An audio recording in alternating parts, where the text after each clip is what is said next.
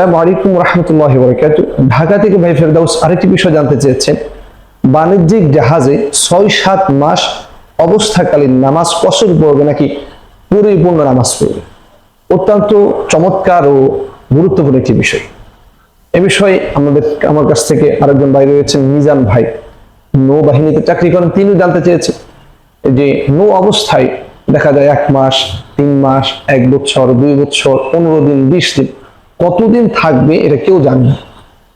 সারমর্ম কথা হলো, আপনার নৌযান অবস্থার মধ্যে, জাহাজের মধ্যে যত মাসেই থাকুক না কেন সে জাহাজে থাকা অবস্থায় সে সফরের সালাত আদায় করবে।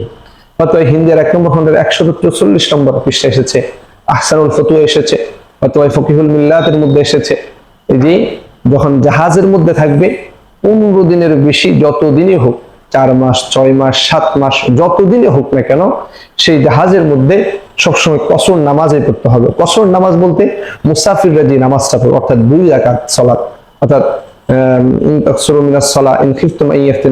যে কোরআনের মধ্যে আসছে যে সফর অবস্থায় থাকলে সালাত আদায় করবে ৪ রাকাতের নামাজ, ২ রাকাত। আর সুন্নত যদি সুযোগ সুবিধা থাকে, শরীর ভালো থাকে, তখন সুন্নত পড়লে ভালো। তবে রাসূল করিম সাল্লাল্লাহু আলাইহি ওয়াসাল্লাম ফজরের সুন্নাহ কখনোই ছাড়তেন না। এই জন্য আমরা যারা জাহাজে থাকবো, আমরা চেষ্টা করবো ইনশাআল্লাহ সকল নামাজে আদায় করার জন্য, তবে ফরজ নামাজগুলো আমরা কসর আদায় করব। আল্লাহ তাআলা আমাদের সকলকে সফর অবস্থার যে মাসআলা মাসাইলগুলো রয়েছে এগুলো জানার এবং বুঝার সেই তৌফিক দান করুক। আসসালামু আলাইকুম ওয়া রাহমাতুল্লাহি ওয়া বারাকাতুহু।